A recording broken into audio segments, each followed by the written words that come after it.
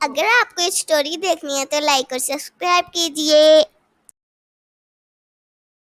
ایک بہت پیارا اور بڑا سا جنگل تھا جس کے ایک حصے میں چوہا رہتا تھا اور شیر بھی وہیں رہتا تھا۔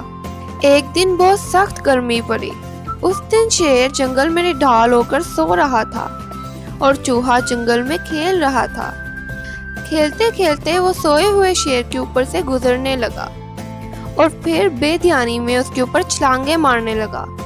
کافی دیر وہ شیر کے اوپر چھلانگیں مارتا رہا کہ شیر کی نیند حرام ہو گئی۔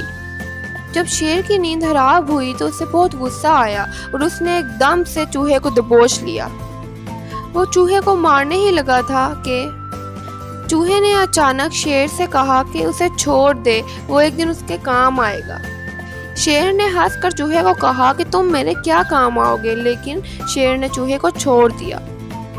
ابھی اس واقعے کو کچھ دن ہی گزرے تھے کہ جنگل میں شکاری آ گئے۔ انہوں نے جب شیر کو دیکھا تو اس کے لیے جال بچھایا۔ وہ شیر کو سرکس میں لے کر جانا چاہتے تھے۔ شیر جب وہاں سے گزرا تو اس جال میں پھنس گیا۔ شیر نے اس جال سے نکلنے کی بہت کوشش کی لیکن وہ نہ نکل پایا۔ وہ بہت دھاڑا اور زور زور سے چلایا۔ شیر کے دھاڑنے کی آواز اسی چوہے تک پہنچی جسے شیر نے معاف کر دیا تھا۔ وہ درخت پہ بیٹھا ہوا تھا۔ اس نے جب آگے پیچھے دیکھا تو اسے جال میں بندھا ہوا شیر دکھائی دیا۔ چوہا احسان فراموش نہیں تھا، اس لیے وہ جلدی سے شیر کی طرف بھاگا۔ وہ جلد ہی شیر تک پہنچ گیا۔ چوہے نے اپنے تیز دانتوں سے اس جال کی رسی کاٹنا شروع کر دی۔ اس نے جلد ہی ساری رسی کاٹ دی اور شیر کو جال سے آزاد کروا دیا۔ یوں اس نے شیر کا احسان بھی اتار دیا اور شیر کو اپنا دوست بھی بنا لیا۔